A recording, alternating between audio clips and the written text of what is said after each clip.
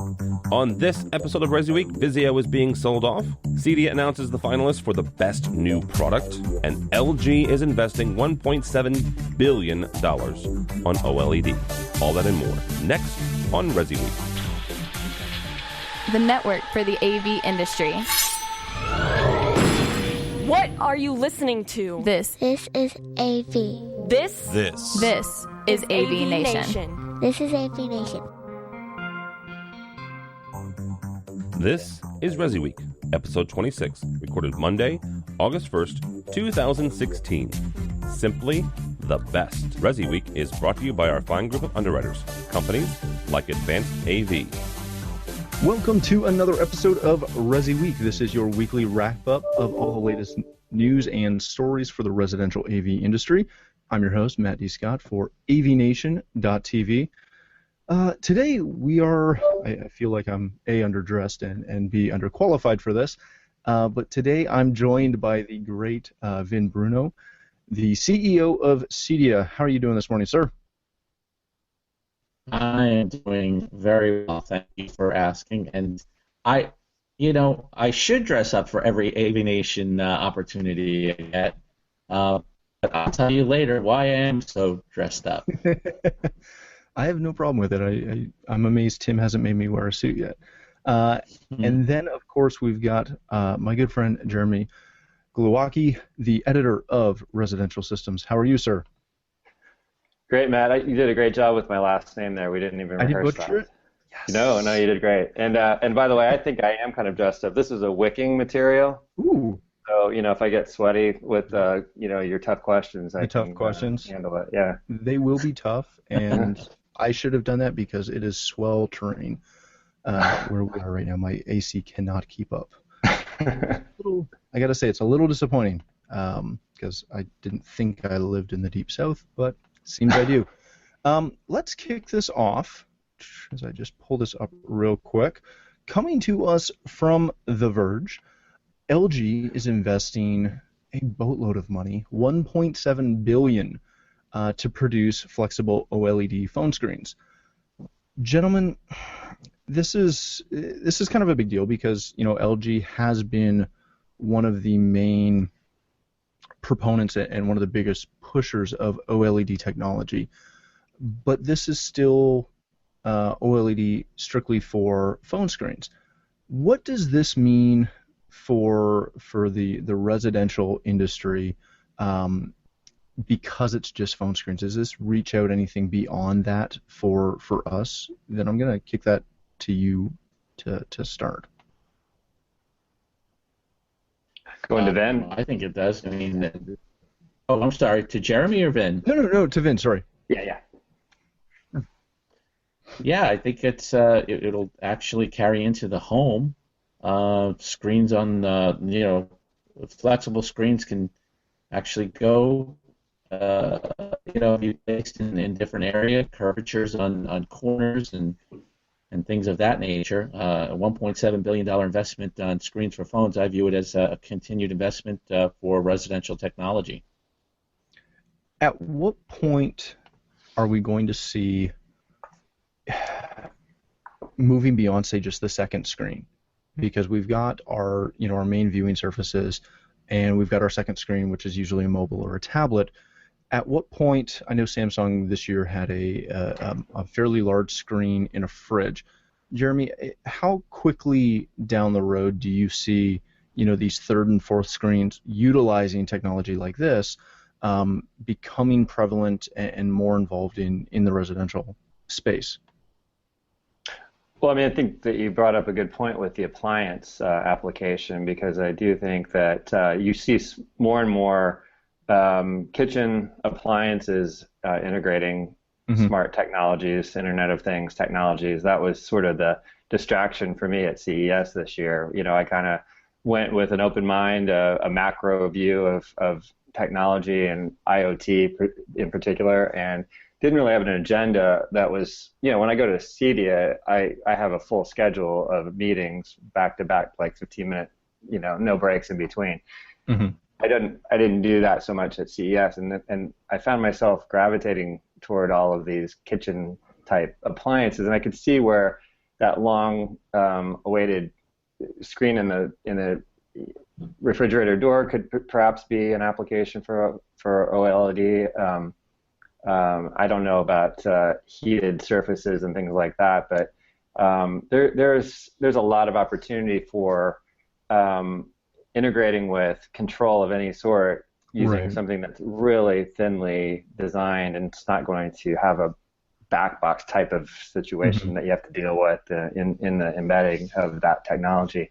The wraparound flexibility part of it. I mean, as far as I'm understanding this, it's a flexibility that's built into a permanent curve, right? We're not talking about something that's going to be necessarily in these phones. They're embedding it within a curved hardware piece, right? Is that I believe so. There?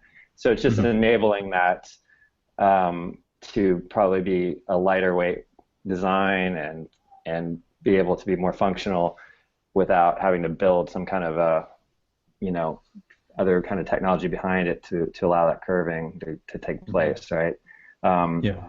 So specifically the curving, I think it's more about the OLED product development opportunities, just the investment in that technology. I'm sure that will trickle into, I'm not going to say down to, but trickle into other areas because it's such a huge investment. Well, and that's kind of where I see it. I see it as just another, continued investment by these manufacturers of these technologies to making these products more affordable and bring those costs down and allow, other companies to utilize their products to continue to build it, which I think is going to be a huge point for that. This week, coming to us from Strategy, and our good friends Ted Green over there, Cydia announced the finalists for their best new products. This is the finalists that are selected. You can check this out over at strata-g.com. Vin, this is something that obviously you guys have done for quite a long time. How do you guys go about selecting these? Are these nominated?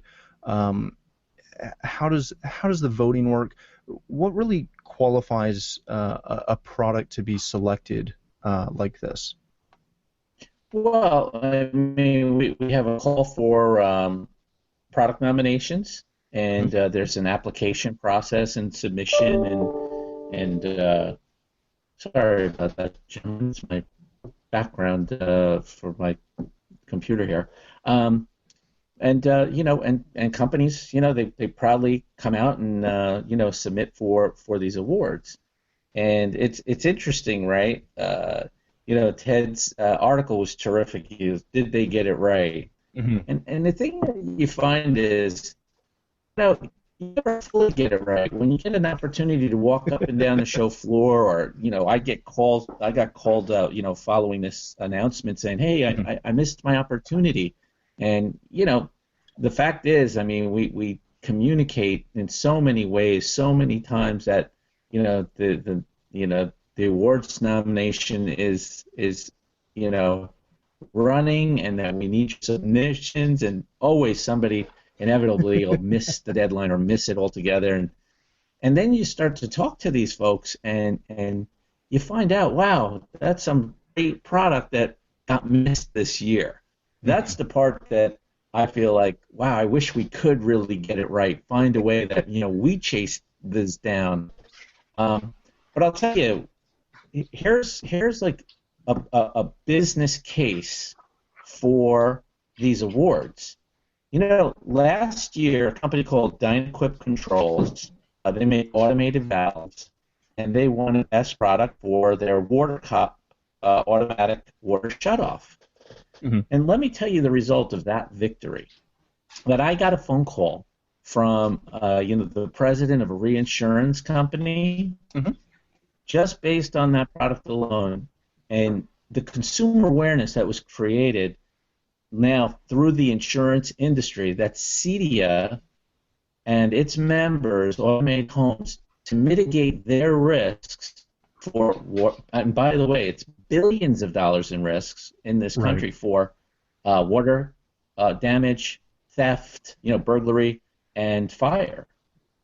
billions of dollars in risk. That's what we mitigate, those risks for, at least the insurance companies in this country alone.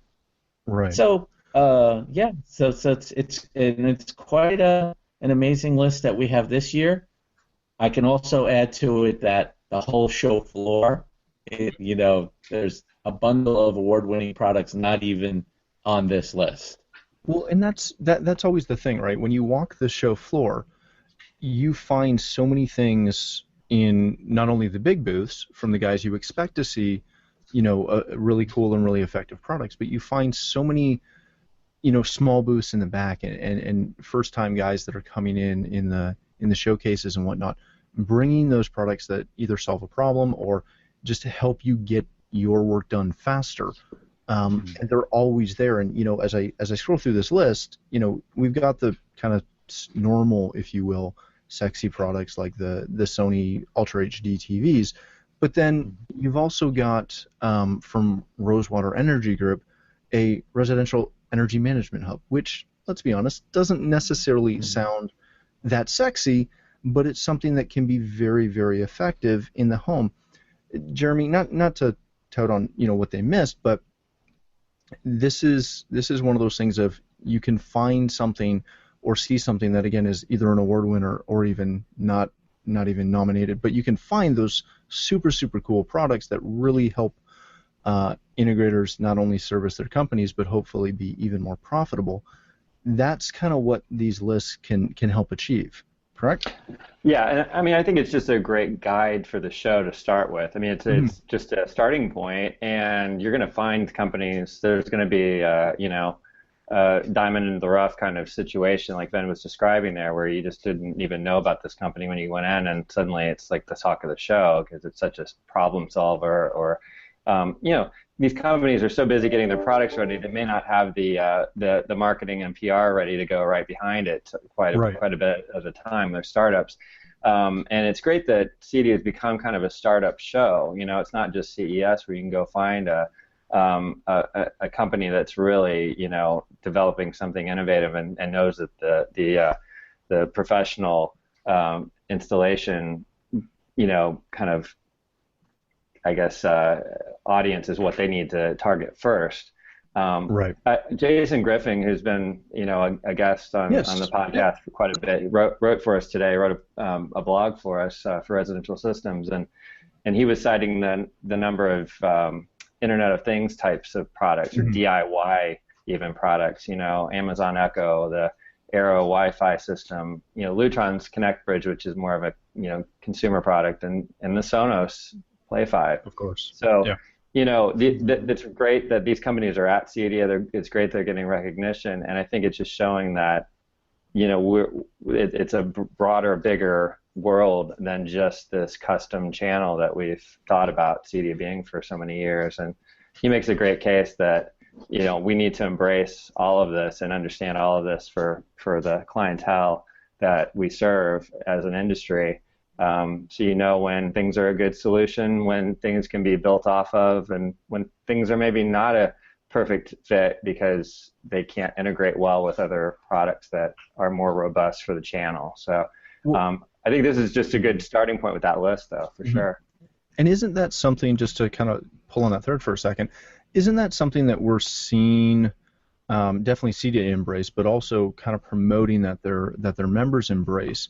The concept that DIY isn't necessarily bad, because it selling someone, for example, that Sonos Play 5, that first sale may not seem like it traditionally fits with your custom integration model, but it can open the door to either a lifelong customer, or you can come in and explain how that system or that device plays with everything else that they may want to look at.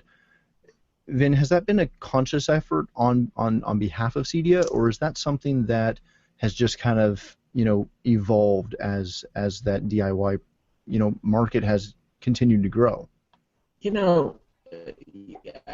I've said this, certainly to my staff and members, over the last 25 years, technology has grown linearly, But now and for the next 5 years, we're going to see exponential growth in technology.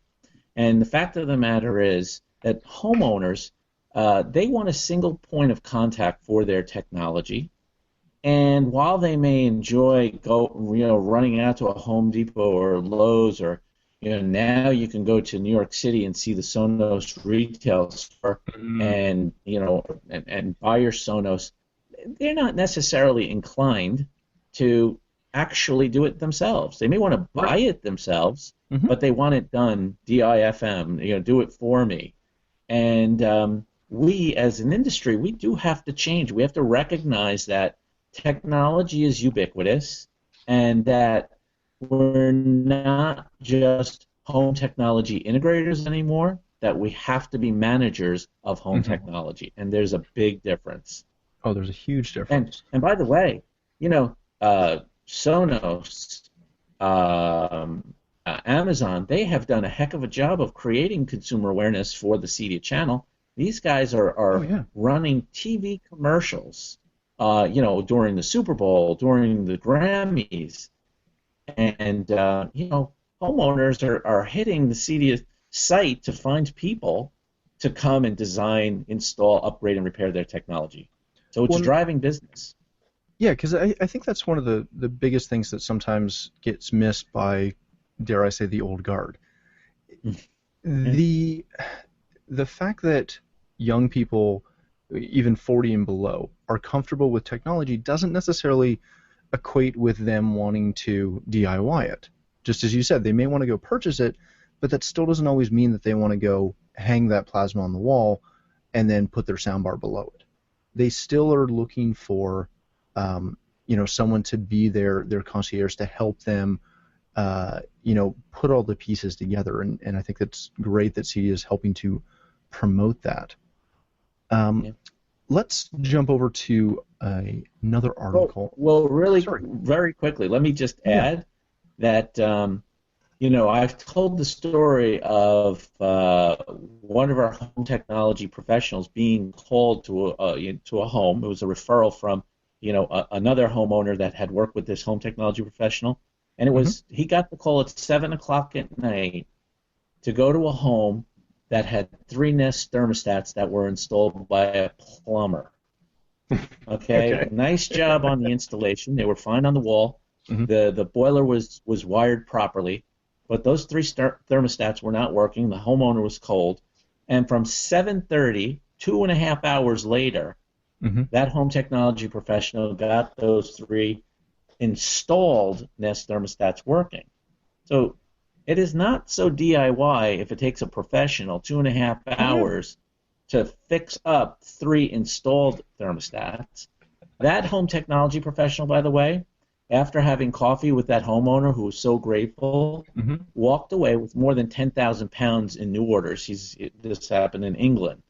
So the idea of us having the opportunity to engage with a homeowner for whatever their technology needs are leads to new business, because we have an opportunity then to educate them on the things they don't know about the lifestyle they can have with technology. Yeah, very, very, very true. Switching gears, this week, or last week I should say, this made fairly big news with Vizio, and this comes to us from Residential Systems and Twice magazine. Vizio was sold to the massive Chinese technology company Elco. I'm probably not pronouncing that at all correctly. But Vizio has been one of those firms that has started up and made huge inroads in the last 15 years or so. Jeremy, what does this mean, if anything, to firms that are selling Vizio, and for clients and dealers alike? Well, I'm not a Wall Street Journal writer, so I don't have the depth of the business, acumen. But I do, from what I understand, that Vizio needed some cash, and they were looking for an investment to continue on their path toward creating products, and had made a lot of inroads after basically being founded by a guy in Silicon Valley who was a Taiwanese American who mortgaged his house to start the company and took it to one of the top TV brands, using Costco and Walmart channels and things like that. But last year we had Vizio at Cedia, and their premium line there, which is pretty impressive, 4K stuff. And I think that from a business standpoint, it's a giant investment in continuing this brand's growth. I mean, there's probably a lot more to it in terms of where this company in China is going to bring products into the United States, and they apparently are a content provider like a Netflix over there, kind of an Apple type of company as well. It's quite a lot of opportunity that they get their foothold here with, and they needed a better TV brand. They didn't really have an established. They had something, but it wasn't going to make an inroad into the competitive landscape of flat panel TVs, and now they've got it. So I think it just basically, gives Vizio even more firm footing because of the great influx of cash.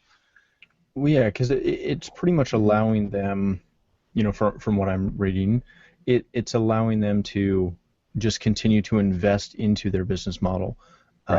Using, as you said, that influx of cash. Vin, does the fact that it's a locally started company, does the fact that it's now being operated as a wholly owned subsidiary of the Chinese firm, does that change anything for dealers going forward? No, I don't think so. There's probably the opportunity to, offer up new products from it. But I had the good fortune to meet William Chen last year at our show. He came to my booth, and it was a very quick appointment. I didn't know who he was, but I knew he was someone important because people around us kept taking pictures. And so I said, so William, how can I help you? After about 20 minutes of formality, I said, how can I help you? He goes, I need somebody to hang my TVs. And I said, okay, well, we have the channel to be able to hang your TVs. And I took a look at his card, and I see that he's the chairman of Vizio, and he was very progressive in his thinking, in that I recommended that we insert in every package a card that states have this equipment installed by a Cedia home technology professional. And, he sells 9 million TVs a year.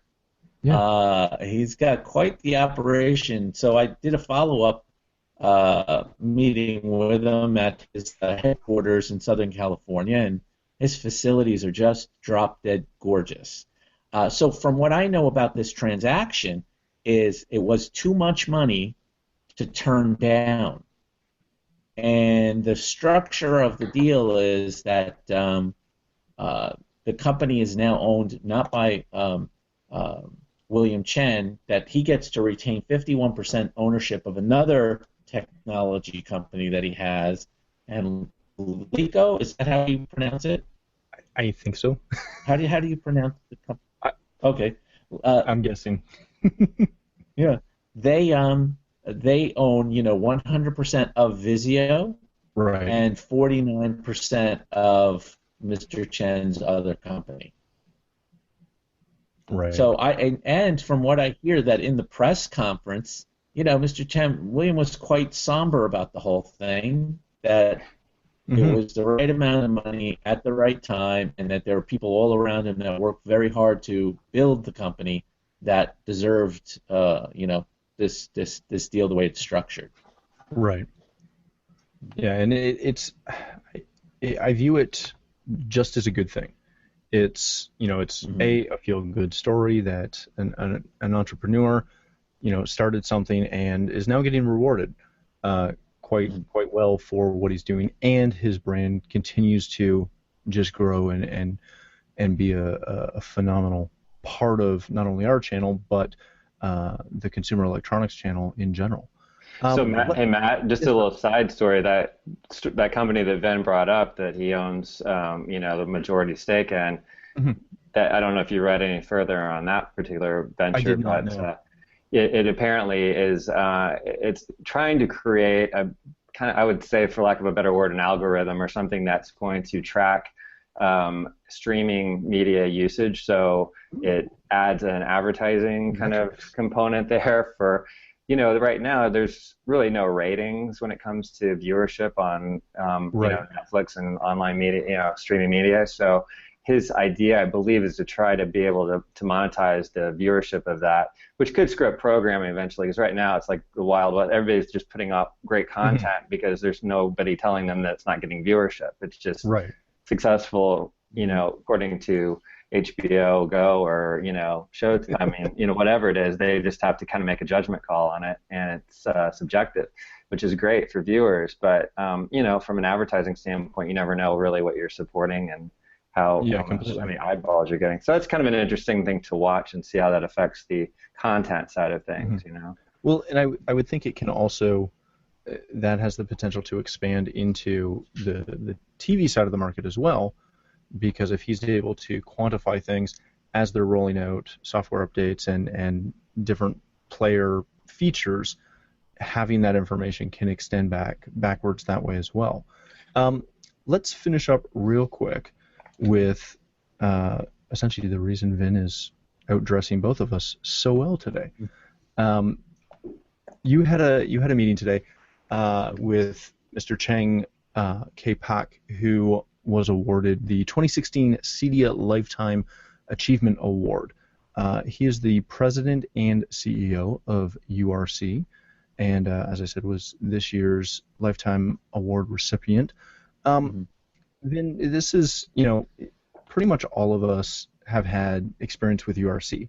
URC is kind of one of those companies that, in my personal opinion, it's that company that everybody kind of starts down the path of automation with, and really plays an integral role in integrators' business life. Why did you select Mr. Pak for this? And just tell us a little bit about him and what he's achieved. First, it was an honor to meet him today. I really I thoroughly enjoy visiting manufacturing companies and touring their facilities, and excuse me one second. So we made an appointment to meet today, and their headquarters is in Harrison, New York, just 32 miles from where I live. And Mr. Park is quite a progressive thinker. So here's this company that started 27 years ago. He had the foresight to know that that home automation, home theater were going to be, terrific businesses, and men like Mr. Park don't speak in the now. They speak in the future. Even though I was with him in the present, we were speaking in terms of where the market is moving and what the opportunities would be and what the convergences are between. He specifically cited security, and no one else talks like this. I mean, there have been others, like you had mentioned earlier, Mr. Spear of Lutron, Mr. Feldstein of Crestron. These men are the Thomas Edisons of our age, and we're so fortunate to have had them and to continue to have them with a man like Mr. Park. And I promise everyone that you'll get the chills, right, when you see him receive his Lifetime Achievement Award, because he so deserves it. So I can say this: it's not only for the contributions that he has made, but the contributions that URC will make because of his progressive thinking. Right. Very good. First of all, thank you, gentlemen, for coming. The last thing I want to do just before we wrap this up is CEDIA is just around the corner. I myself, unfortunately, most likely won't be there. I've got a baby on the way that's going to make that a little tough. But Vin, just give us the dates and where to register and all that information for anyone who somehow doesn't already know that.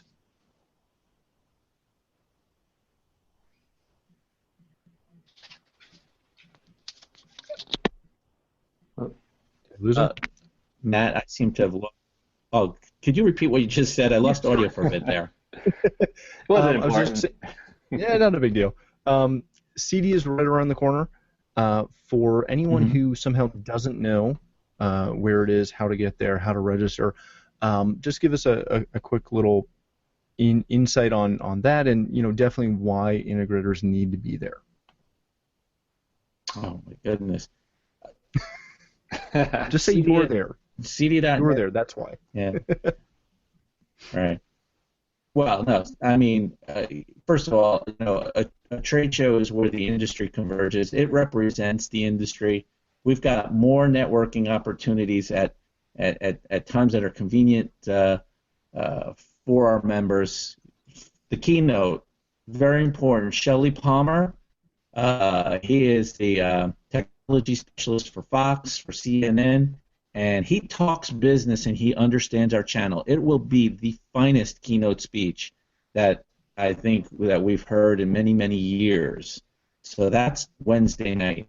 The Lifetime Achievement Award we will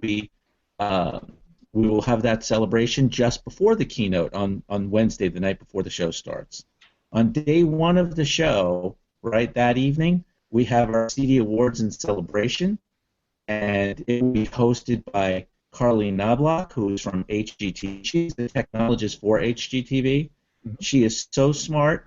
It's going to be a wonderful event and a long evening of networking, fun, awards celebration. And those winners, those award winners, will have the opportunity to be interviewed and celebrated for the rest of the show, days 2 and 3.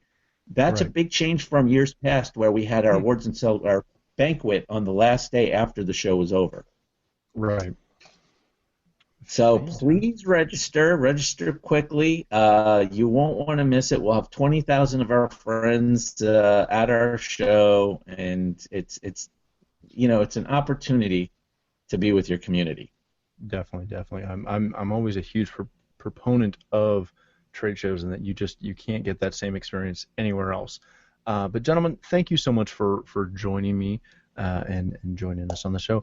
Jeremy, where can people connect with you? Well, on Twitter, at ResiEditor. Our website's residentialsystems.com. And like us on Facebook, ResiSys, SYS. Beautiful. Well, thank you so much. Vin, again, thank you so much for joining us and making me look underdressed. I appreciate it. Where can people connect with you? Well, reach me at any time at vbruno@cd.org. And I just want to give you a shout out to the registration. It's actually expo.cd.net. That's where you want to go to register for our show. And that's expo.cd.net. For myself, if you'd like to follow me, you can always find me at Matt D. Scott, as well as pretty much on any other social platform just like that. But most importantly, please stop by AVNation.tv. You'll find this show, as well as a wide variety of all our other shows that cover all the other markets and verticals that we're interested in. When you visit the site, please make sure you check out our Underwriters page. They help support us and allow us to do what we do, and we'd like it if you support them as well. Thanks again for watching, and that's all the time we have for ResiWeek.